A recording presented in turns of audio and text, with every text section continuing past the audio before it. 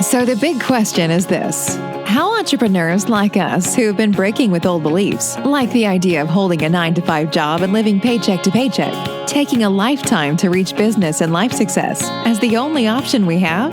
How do we grow our business in a way that lets us highly service our customers, getting our products and services and the things that we believe in out into the world without diluting our life but enhancing it and taking the journey of internal and external growth? That is the question, and this podcast will give you the answer. Your host is Marina Simon, and welcome to 10 Exit. Life and business as usual? Never again.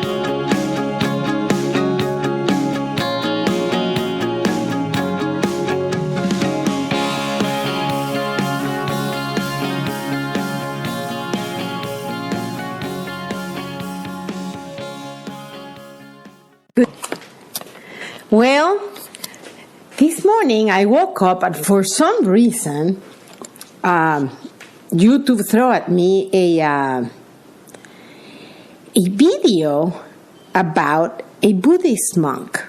Very interesting. And it said, morning routine. And I'm curious, right? As I told you before, I did a course on religions. And Buddhism is one of the religions that has caught most the attention to me because, believe it or not, it does not believe in a God, but it's still a religion. It's a religion in sense of the East, not the West. So it's more about spirituality, and it really caught my attention, right? So I thought, well, this might be interesting. So I play it, right? Here's the very cute monk, right? Young monk with his beautiful orange, I don't know how they call it. It's like the cape they use for living. That's their dress. So I'm going to share with you his morning routine because he has points that really resonated with successful activities I've done in my own mornings that have made a difference in my day, in my week, in my month, in my year, in my life. So I want to share them with you. Okay. So first of all, something that I've been trying recently, it's zero, the first point which it prepares you to the 5 points that this monk gave us, right? So one is limit your dinner. Interesting enough because it's a preparation for the next day, right? I tell you, I love food. I love food. I guess I have been an athlete all my life because I love food and I do not want to stop eating things that I like, right? But something that I've been seeing, with, especially when you get older, your metabolism kind of changes. And so when I wake up in the morning, sometimes I wake up sluggish, sometimes I wake up clear-minded, sometimes I wake up with a lot of energy, sometimes I wake up exhausted. And I'm like, okay, what is the common point of the different changes on my different mornings? And the viewpoint really, and my observation, not viewpoint really, is that every morning that I wake up really light, really awake, not sleepy, not sluggish, without aches and pains, etc., is when I've had stopped eating around 6 o'clock the night before. As a Mexican, we used to eat until late at night. Sometimes we'll have dinner at 10 o'clock at night. Even in Spain, we will have dinner at 11, 12 o'clock at night, right? And when you go partying or whatever, right? So it's interesting. But here, when I try to stop eating at 6, really, my mornings run amazingly. I sleep great, and I can wake up at 4:30, no problem, in the morning. And so I want to share this with you because it's a prep point in order for your next day. Additional that you feel light, you feel good with your body, it's like it's easy to carry it, and you rest better. Okay, fair enough. This is not a nutrition or anything else podcast for now. So it will be your prep point, your point number 0. Now, the next point is wake up early. Something as well that I've experienced myself is when I wake up before the sunshine, it's amazing because you can receive the sun coming out. It's a quiet time. Nobody's in your face or calls or text messages, or, you're not influenced by all this, incoming communication in different ways, right? Or your family or your friends or whatever. It's time for you that you can use however you want. Sometimes when I have a lot of work, I will wake up really early and I will tackle the work, or I normally go to my CrossFit 5 to 6. So wake up early and it tastes different. Your morning coffee tastes different. I don't know what is it about early mornings, but I feel that I really am creating my day and I can elongate it as much as possible. Now, within that first point, he mentioned something that it really caught my attention, right? It says, reflect on death. Death, yes. It sounds morbid, right? First, I'm like, what the hell is he talking about, right? It sounds funky. But I tell you something that I realize. In the West, we are not very drilled on death. And if you look at it, it's a cycle of action of life. You start, you change, and you stop. It's something that when you get into this life, you know that that's something that is going to happen for sure, right? And funny enough, when people around you die, it's really a shock sometimes, right? When it has been just fast, or when it's slow by cancer or other cycles, you're predicting it. But the point is, it cuts you normally by surprise. And what he talks about here is not really just think about death, but because you know that day will come at some point, right? Either early, later, we all expect to do it later in life. You enjoy every day as if it was your last, and you create it as if it was your last. And if not as if it was your last, but you're thankful that you're here playing the game of life. And you play it the best way possible. You give yourself the best way possible to others. You love the best. You create your best day ever. And it's a viewpoint that is very interesting because it allows you, first of all, to enjoy your creation of life every day anew. Because every time you wake up, it becomes old. You're always going to wake up, right? Next day until it's over. But if you look at it like, what a blessing being able to wake up. You really are putting the right importances of life. Because death will come at some point, right?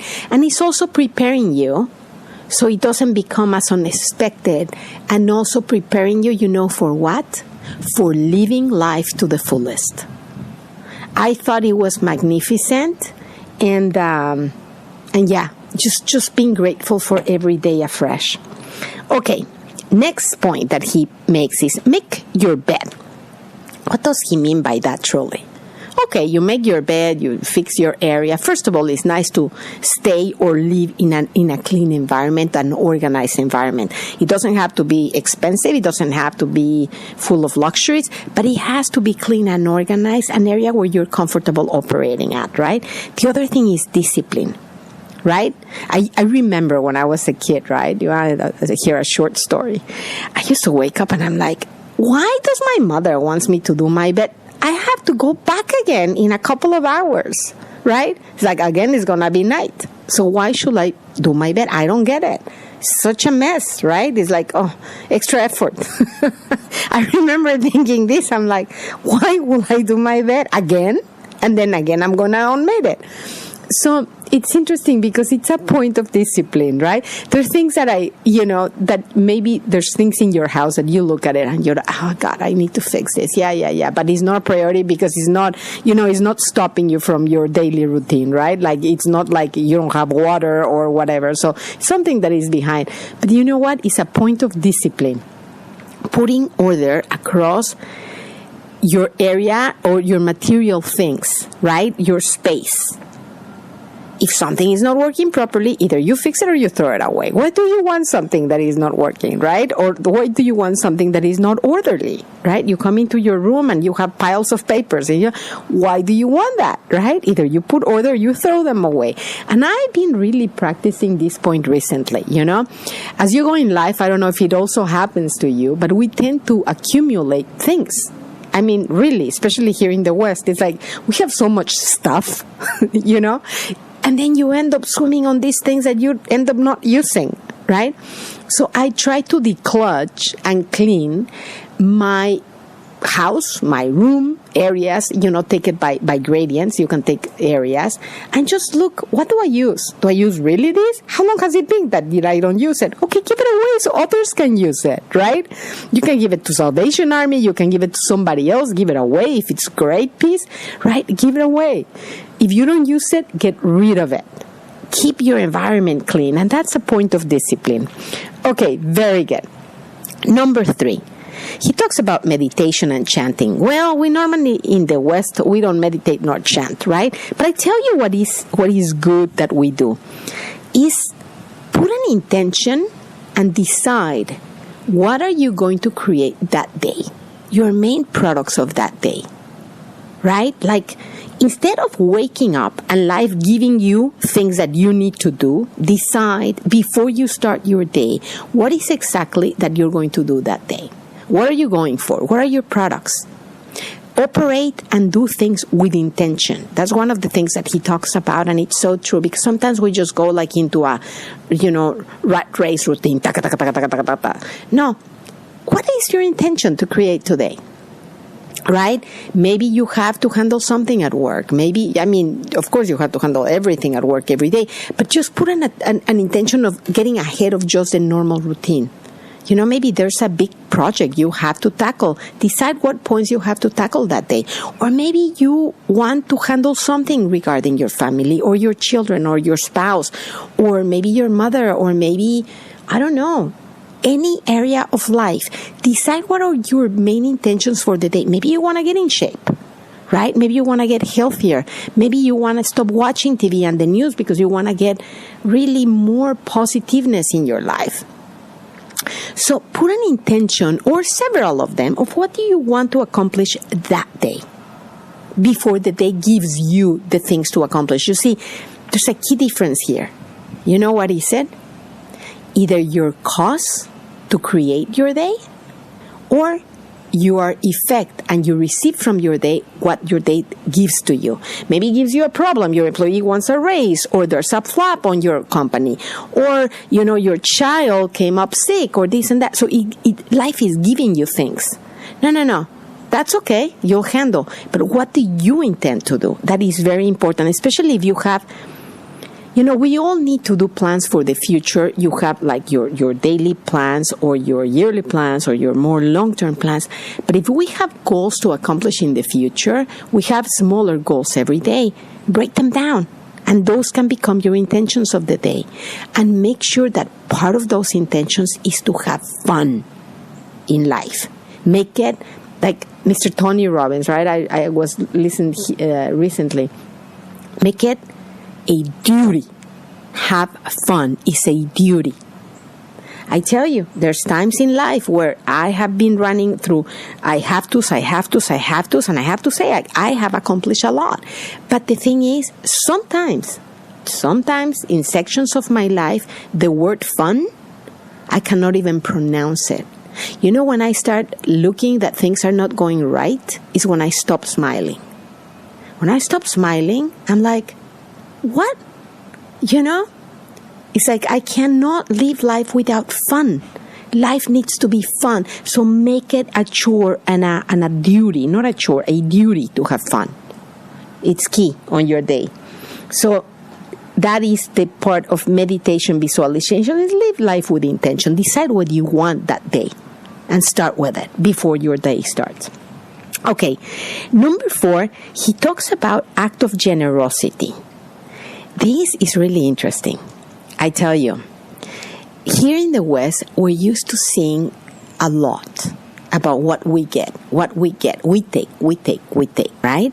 we take an opportunity, we take your significant other comes with flowers, or why don't you love me? It's take, right? And here it is changing our viewpoint about getting ourselves trained to give. Exchange the flow around. There's a take, right, is inflow, and there's a give, which is outflow. Try it. He was giving several examples that were pretty fascinating for me. Every day, he goes to the bank. Well, not every day he goes to the bank. Once a month, or, once every 100 days, he goes to the bank and takes $100 in one bills, right? This is a fun drill if you want to try it. I thought it was pretty creative. He takes $1 a day, and in his meditation, he decides what he's going to do that day. That's a representation of the dollar, right? And he puts it back in his drawer, but in a different pile, right? So that represents something he's going to give out that day. At the end of the month, he has $30, right? Those $30, he decides where he's going to donate it and give it to. I thought it was fantastic. We all have something we're passionate about. $30 is not a huge amount of money sometimes, at least, not excessively, right? You can decide to, put it maybe away for a project that is going to help people. Maybe you're passionate about Africa or putting clean water in Africa. Find a charity to give it to. Or maybe you have your local church, that is helping people. Give it to that. And I thought that was pretty fascinating. You can do it it's just a representation. It's a representation of energy. It doesn't have to be money. Because here's the point, right? Is train yourself to give. I tell you something I thought about. That it would be awesome to do, and I'm going to try to do it, and I'll tell you as I do it on the podcast. Every day, I'm going to write a text message, right? You can write an email, you can write a letter, These days, letters are so foreign, especially for millennials. It's like, what, a letter? Hey, it's taking forever to arrive, right? But it's a nice thing to receive. I tell you, I just received a letter a couple of days ago from a very, very close friend, a very admired friend of mine. He gives his life to help others, all his family, and it was such a treat to receive that letter, keeping me informed and everybody else of what was happening with his life after COVID and this and that, and it was beautiful. So, you know what I thought? What about sending a text message or a communication in any kind to a person you haven't communicated in a very long time and saying, hi, I was just thinking of you. I hope everything is going fine. I send you my love, right? I tell you, I think that will create magic. Try it. I'm going to try it myself, and I'll tell you how it goes. But I thought, you know what? There's so many people we know, and there's so many people we keep in contact with, but there's so many others we don't. And you know what? It would be fantastic even though if we could send a communication to people we have had disagreements on the past, or fights, or just things haven't run well. How about sending a total different communication after years of not having any communication and saying, hey, hi, I was just thinking about you. I hope your day is going fantastic. Blah, blah, blah, Marina. Right? So I thought that viewpoint about giving and taking was key. Key to happiness. I've been practicing during the last years, and I'm telling you, it has changed my life. And not for the worse, but for the best. You can give in any area. If you're making breakfast for your kid, I'm going to give you an example. You can do it from a viewpoint of, okay, another day in paradise, here's your breakfast, okay, I need to run. Or you can do it with intention and really as a giver. Hey, honey, here's your breakfast. Is there anything else you want? But really intending to give. It's a different viewpoint, either rushing it or really giving yourself on everything you do. Maybe you know that your neighbor is struggling with some kind of cycle. knocking at the door and saying, hey, I know it has not been the best of times. Is there anything I can do for you? Or maybe you cook something really good and you want to share it, right? Or maybe you didn't want to share it, but now you can share it, right? And knock at the door at your neighbor and say, listen, I cooked this. I decided I want to share with you because it was really good. Right? I tell you, you will create the most amazing surprises on people if you do those little things. And, in Mexico, this used to be my life when I was a kid. Neighbors, it was very interesting because it's very different here in the States. Neighbors will come and knock at your door and bring you food. Or they're just, I just thought about you. How are you doing? Right? And they will just come in and, hey, do you have a coffee? Give me a coffee, right? It's so funny because nowadays, of course, this has been a long time ago, right? Some water passed the bridge already. But nowadays, it will blow the face away to do that here, And I thought it was really beautiful. It was a community point. So again, just be a giver, not a taker. That your friends really enjoy you because you're a giver, not a taker, right? And the last point, he talks about do chores, right? Okay, they normally, what they do, the Buddhist monks, they wake up really early and they start doing things for other people. That's the way they live their life. They live without any physical accumulation of stuff. They're very light on their traveling, which is another point that I will really recommend you. Live life light, right? Accumulation of two material things, truly, they're more, they wait on you more than they let you fly. I've tried as well, and I'm telling you that the times when I have the most fun is when I'm the lightest. During the last 7 years, I've been, I haven't had my own location. I've been traveling a lot, and it was fun. Also, it's nice to have your home. I'm staying now in my own place. But while I was just traveling, it was fun. It was an adventure. I went everywhere. I visited almost every continent, and it was fun. I was traveling light. And that's the way, it's nice to travel in life also. Live life light without too much emotional bullshit. It's like try not to carry with you so many loads of bad experiences. I know it's hard, but try to be light. Put attention more on the present than on the past. Okay, so regarding doing chores, right? I do it like doing chores. The way he was talking about is like when you do this physical work, right? Cleaning your house, cleaning your kitchen. It puts you more on present time and takes you out of the thinking, out of the past, right? Just cleaning. If you have, I have a brother. He has a boat and he cleans it and he puts new things on it and builds on it and puts him in present time. Right? For me, it's also, cleaning my house.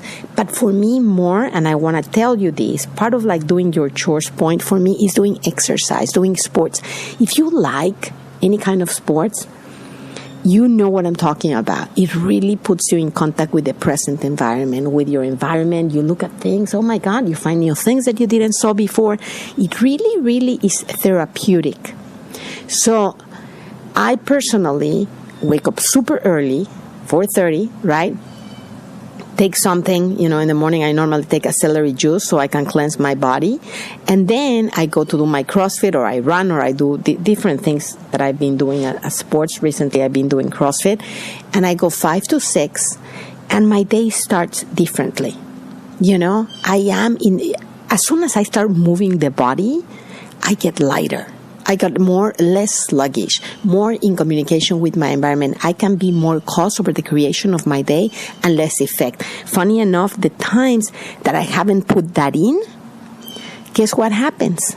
I wake up and I'm tired. I feel sluggish. In fact, that's the times when I have gone to depression.